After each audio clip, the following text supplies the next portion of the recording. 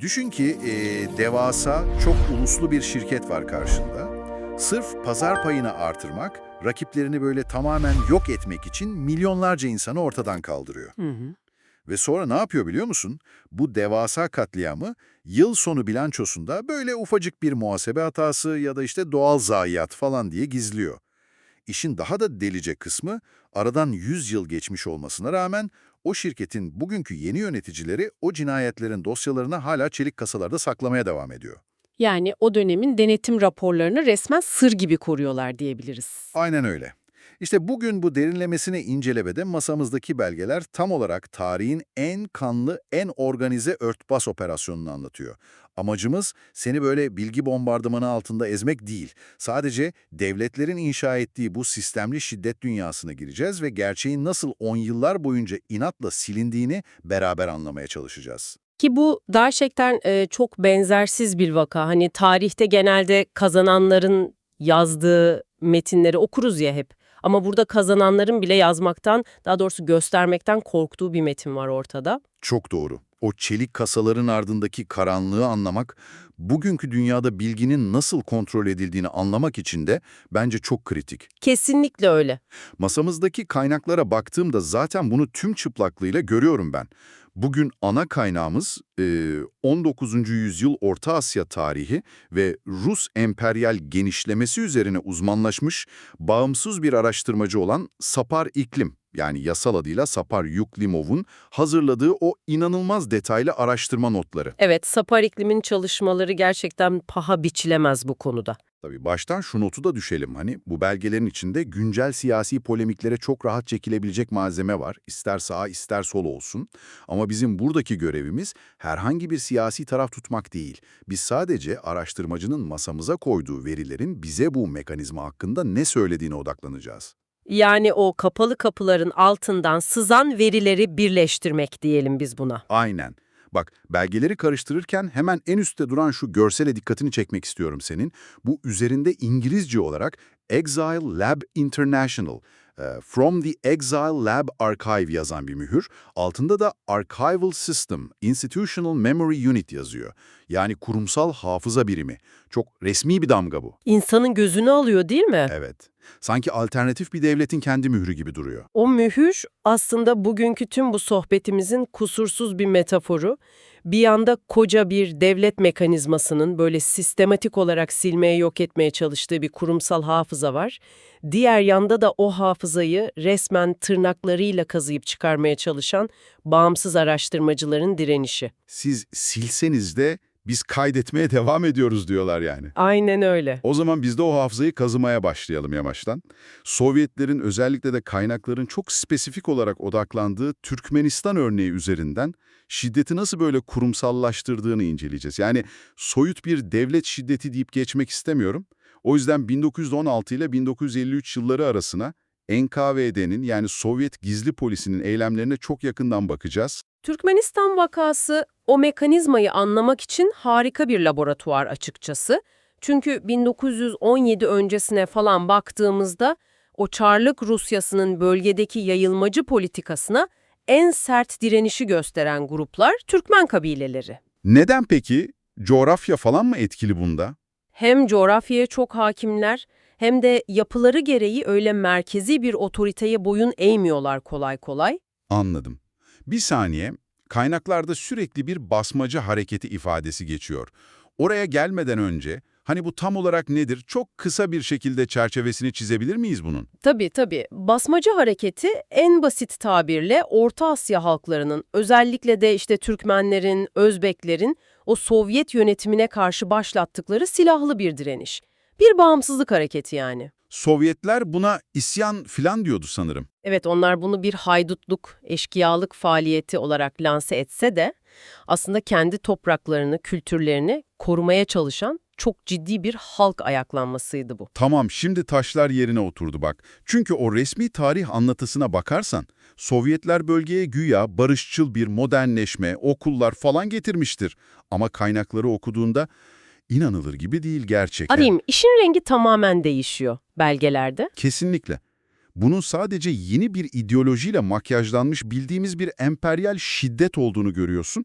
O bahsettiğim basmacı hareketinin bastırılması sırasında yaşananlar, yani bütün köylerin haritadan tamamen silinmesi, yargısız infazlar, özellikle de 1929 ile 1933 yılları arasındaki o politika çok çarpıcı. Göçebelikten arındırma politikası. Evet, denomadization diyorlar buna. İşte ben de tam bunu soracaktım. Yani göçebelikten arındırma dedikleri şeyin günlük hayattaki karşılığı neydi?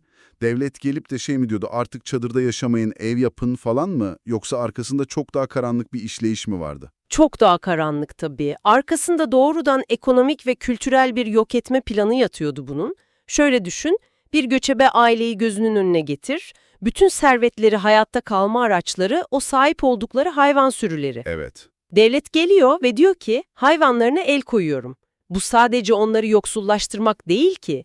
Yüzyıllık o kabile bağlarını, hiyerarşiyi ve o insanların bağımsızlıklarını ellerinden komple almaktır. Yani insanları zorla belli alanlara hapsediyorlar. Aynen, kendi kontrolleri altındaki tarım arazilerine bağlıyorlar insanları. Kabile yapıları zorla, şiddetle paramparça ediliyor. Hani girişte bahsettiğim o dev şirket analojisi vardı ya. Evet, oraya çok uyuyor bu. Tam anlamıyla o işte. Acımasız, düşmanca bir şirket evliliği. Hostile takeover gibi bir şey bu. Dev şirket kontrol edemediği yerel rakibini yutmak istiyor. Önce gidiyor yönetim kurulunu, yani kabile liderlerini yok ediyor. Çok doğru bir benzetme.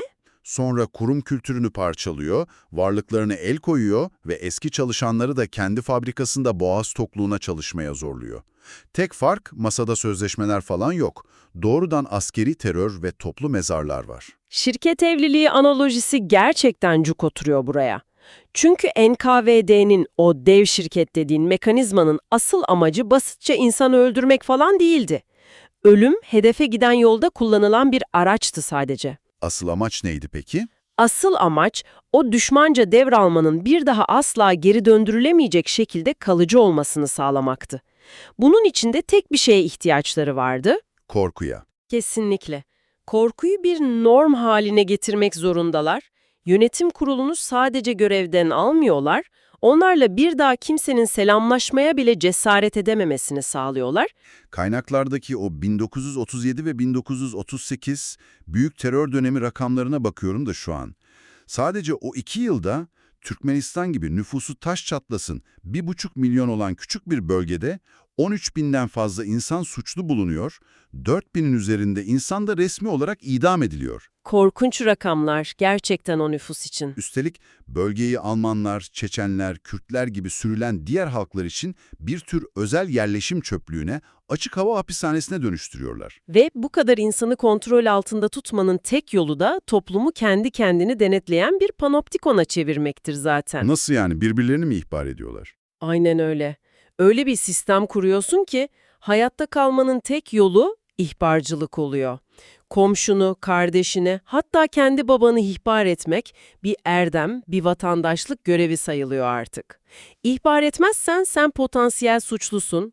NKVD kendisi dışında hiçbir alternatif otoritenin hayatta kalmasına izin vermiyor. Kabile lideriysen tehditsin. Dini bir önder misin? Tehditsin. Geriye sadece devlete mutlak bağımlı, korkuyla sindirilmiş ve birbirine asla güvenmeyen atomize olmuş bireyler kalıyor. Ama bekle, burası benim için olayların koptuğu nokta.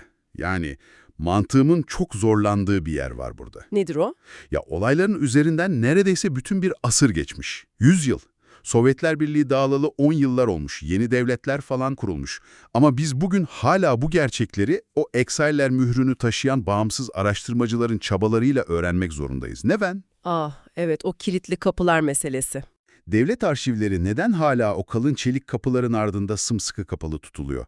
Kaynaklara bakıyorum, Ukrayna 2014'te eski KGB olan SBU arşivlerini tamamen açmış. Ama Rusya, Belarus, Türkmenistan gibi ülkeler bu KGB ve NKVD arşivlerini inatla kapalı tutuyorlar hala. Veya Rusya örneğinde gördüğümüz gibi sadece böyle işlerine gelen o mevcut devlet anlatılarını zedelemeyecek kısımları son derece seçici bir şekilde sızdırıyorlar diyelim. Buna arşiv açmak denemez zaten. Evet, tam olarak bunu kastediyorum. Şimdi bunu dinlerken senin de aklına şu soru gelmiştir eminim. Normalde aradan 100 yıl geçince o yeni gelen yönetimlerin bütün suçu eski ölmüş liderlere atıp ellerini yıkamasını beklersin değil mi? Biz tertemiziz, o kötülükler diktatör Stalin'in işiydi falan deyip sıyrılabilirler. Bu onlar için şahane bir siyasi şov olmaz mıydı? Neden o kanlı geçmişe bu kadar sıkı sarılıyorlar? Çok haklı bir isyan bu. Görünürde suçu ölü bir lidere atmak her zaman en kolayıdır. Ancak kaynak metin bu kapalılığın öyle ulusal güvenlik falan gibi afili kavramlarla zerre kadar ilgisi olmadığını söylüyor. Bu tamamen siyasi hayatta kalma ve meşruiyet meselesi. Neden Stalin'e atıp kurtulamıyorlar peki? Çünkü yıkadıkları o su devletin kendi temellerini eritecekti ondan. Nasıl yani? Konuyu biraz daha somutlaştırabilir miyiz? Şöyle düşünelim, Rusya'nın bugünkü yönetimi meşruiyetini o yüce Sovyet geçmişi miti üzerinden alıyor değil mi? FSB dediğimiz kurum KGB'nin ta kendisi, doğrudan mirasçısı yani. Belarus'ta devletin varlık sebebi zaten Sovyet kimliği. Adamlar hala KGB adını kullanıyorlar kurum olarak. Türkmenistan'da da MNB vardı sanırım. Evet, bugünün güvenlik teşkilatı olan MNB, eski KGB'nin doğrudan devamı orada da, yani arşivlerin açılması demek, ideolojik bir mitin çökmesinden çok daha pratik, çok daha kişisel bir felaket demek onlar için. Bir dakika, kişisel bir felaket derken bugün görevde olan insanları mı kastediyorsun? Ta kendilerine. Eğer arşivler tam anlamıyla açılırsa, o kutsal sayılan devletin aslında milyonlarca insanın kanı üzerine kurulmuş bir tür suç örgütü olduğu kanıtlanacak. Daha da önemlisi, Türkmenistan gibi yerlerde bugünkü gücü elinde tutan yerel elitlerin, dedelerinin, babalarının kendi halklarını nasıl yok ettiği ortaya çıkacak. İnanılmaz. NKVD ile nasıl iştahla işbirliği yaptıkları, hangi kabile liderini kimin ispiyonladığı belgeleriyle ifşa olacak. Vay canına. Yani o dev şirketin bugünkü yöneticileri aslında o büyük muhasebe yolsuzluğunu yapan departman müdürlerinin torunları resmen. Tam olarak bu. O hatasız ve her zaman haklı devlet efsanesi bir gecede çöker. Devletin temelinin gasp ve ihanet üzerine kurulduğu kanıtlanırsa, bugünkü kurumların da hiçbir ahlaki veya toplumsal meşruiyeti kalmaz halkın gözünde. Yani o kapalı çelik kapılar bugünkü rejimlerin üstüne inşa edildiği ana taşıyıcı kolonlar diyorsun. Aynen öyle. O kapıyı açmak kendi binalarını havaya uçurmakla eşdeğer onlar için. Bu çok sarsıcı bir perspektif gerçekten. Kendi bindikleri dalı kesemezler tabii. Peki ama eğer o arşivler kapalıysa, o kapılar kilitliyse oradaki dehşetin boyutunu biz nasıl bilebiliyoruz o zaman? İşte işin o kısmı da ayrı bir bürokratik illüzyon. Daha da önemlisi, o dönemde devasa bir devlet aygıtı bu kadar çok ölümü kayıtlarda maskelemeyi nasıl başardı? Kaynaklardaki detayları okuduğumda adeta kanım dondu benim. Orada da inanılmaz bir şey var. Bürokrasinin ölümü gizleme sanatı var. Evet, NKVD'nin resmi verileri gerçeği değil, sadece bilerek kayda geçirdikleri alt sınırı gösteriyor bize. Şirket analojimizden devam edersek, tam bir hilesiz gibi görünen hileli muhasebe örneği değil mi bu? Rakamlar orada, tablolar düzgün ama verilerin kaynağı zehirli. Kesinlikle. Özellikle o Gulag çalışma kamplarındaki taktiği okuyunca insan gerçekten nutku tutuluyor. Ya orası akıl alır gibi değil. Bak şöyle anlatayım. Gulag çalışma kampında bir mahkum var diyelim. Sibirya'nın ortasında dondurucu soğuktan, açlıktan artık adım atamayacak duruma gelmiş. Son saatlerini falan yaşıyor yani. Sence devlet ne yapıyor o an? İstatistikleri bozmamak için inanılmaz bir bürokratik hamle yapıyorlar tabii. Evet. Ölümlerine böyle 1-2 gün falan kala bu mahkumları kağıt üzerinden kamptan serbest bırakıyorlar, değil mi? Tutanağı tutuyor, cezası bitmiştir veya işte sağlık sorunları nedeniyle tahliye edilmiştir diye imzayı atıyor adam. Mahkum kampın kapısının hemen dışına atılıyor, karda kışta yığılıp ölüyor ama kayıtlara kampta öldü diye geçmiyor tabii. Sistem dışı bir ölüm sayılıyor. İstatistikler kampın ölüm oranları tertemiz kalıyor böylece. Sürgün yollarındaki o korkunç tren yolculuklarında, vagonlarda havasızlıktan falan ölenleri çoğu zaman deftere bile yazmıyorlar zaten. Cesetler yol kenarına atılıp yola devam ediliyor. Hastalık raporları da bir başka tahrifat aracı orada. Orası daha da fenal. Bir saniye, kaynakta geçen şu distrofi kelimesini burada açmak zorundayız bence. Tabii çok önemli bir detay o. Hastalıktan öldü diyorlar ama distrofi dediğimiz şey o bağlamda kelimenin tam anlamıyla insanın açlıktan yavaş yavaş erimesi demek. Organlarının iflas etmesi yani. Ama sen resmi belgeye baktığında açlıktan öldü yazmıyor. Tıbbi ve böyle soğuk bir terim olan distrofi yazıyor. Ya da donarak ölen birine zatürre diyorlar. Yorgunluktan kalbi duran mahkuma kalp yetmezliği yazıp geçiyorlar. Mahkemenin, yargılamanın esamesinin bile okunmadığı, gecenin bir yarısı ormanlarda yapılan yargısız infazları listelere hiç dahil etmiyorlar bile. Onlar hiç var olmamış gibi muamele görüyorlar. Yok sayılıyorlar resmen. Şimdi bunu dinlerken gözünün önüne getirmeye çalış. İflas etmek üzere olan bir şirketin denetçileri kandırmak için fatura kesip iptal etmesine falan benziyor bu. Ancak burada o bilançolardan silinen şey sayılar veya dolarlar değil ki. Milyonlarca insanın nefesi, bütün bir coğrafyanın hafızası siliniyor. Ve bu devasa illüzyonu sürdürebilmek için kurdukları o soğukkanlı bürokratik mekanizmayı bir düşünsene. Bir memur sıcak odasında oturuyor, açlıktan bir deri bir kemik kalmış bir cesedin dosyasına bakıp, hiçbir şey hissetmeden ölüm nedenine kalp yetmezliği yazıp mührü basıyor. Çok korkunç bir şey bu. Burada büyüleyici ve bir o kadar da ürpertici olan şey, felsefede epistemolojik sınır dediğimiz kavramdır aslında. Yani bilginin tavanı. Sistemin kurucuları gerçeğin etrafına öyle kalın bir kağıt duvar örüyorlar ki bir noktadan sonra sadece gücün senin bilmene izin verdiği kadarını bilebiliyorsun. Arşivler gerçeğin tarafsız bir fotoğrafı değil o zaman. Asla değil. Gücü elinde tutanın resmettiği bir tablodur arşiv. Sadece onların bıraktığı belgelere bakarak gerçeği bulmaya çalışırsan o tavana asla aşamazsın. Çünkü belgeler ta en başından yalan söylemek üzere tasarlanmış. O tavanı delmek, o sahte muhasebe kayıtlarının ötesine geçmek imkansız gibi görünüyor o zaman. Uzun bir süre öyle sanıldı zaten. Ta ki demografi bilimi, yani nüfus bilimi bütün ağırlığıyla devreye girene kadar. Arşiv memurları yalan söyleyebilir, ölüm raporları değiştirilebilir ama demografi yalan söyleyemez. Matematik yalan söylemez diyorsun. Kesinlikle doğum oranları, ölüm oranları, boşalan köyler ve nüfusun o matematiksel seyri, o sahte bilançoları açık eden en acımasız bağımsız denetçidir işte. İşte bu bizi o büyük yüzleşmeye getiriyor. Eğer kayıtlar bu kadar manipüle edildiyse, Sapar Ulcar İklim gibi bağımsız araştırmacılar gerçeğe nasıl ulaşıyor? Duyduğumuz o onlarca milyon rakamı nereden hesaplanıyor? Kaynaklarımız bu kurban sayılarını hesaplamada 3 farklı yaklaşım olduğunu çok net bir şekilde koymuş ortaya. Ve dinlerken göreceksin ki bu yaklaşımlar arasındaki farklar öyle 3-5 bin kişi değil. Koca koca ülkelerin nüfusları kadar büyük uçurumlar var arada. Bu üç yaklaşımı ayırmak çok hayati. Çünkü gerçeği hangi yöntemle aradığımızı belirliyor bu. O zaman bunların tek tek üstünden geçelim ki dinleyicilerimiz de bu büyük resmi görebilsin. Birincisi arşiv yaklaşımı. Diğer adıyla minimalist yaklaşım. Bu az önce bahsettiğimiz o sahte kayıtlara dayanan yaklaşım değil mi? 7 milyon ölüm var. Eğer o 2. Dünya Savaşı'nı ve devasa açlık krizlerini hesaba katmazsan, devletin doğrudan öldürdüğünü kabul ettiği rakam 3 ila 4 milyon arası bir şey. Bu, sahte raporlarla elde edilmiş mutlak alt sınır yani. İkinci yaklaşım ise az önce bahsettiğim o bağımsız denetçi olan demografik yaklaşım. Bilim dünyasının büyük çoğunluğu bu metot üzerinde hemfikir şu an. İşte gerçek sayılar burada ortaya çıkıyor galiba. Nasıl yapılıyor bu hesaplama? Fazladan ölümler yani excess mortality dediğimiz kavram üzerinden. Normal bir nüfus artış trendi varken aniden ortadan kaybolan insanların matematiği bu. Savaşın yarattığı o 26-27 milyonluk kaybı biliyoruz zaten.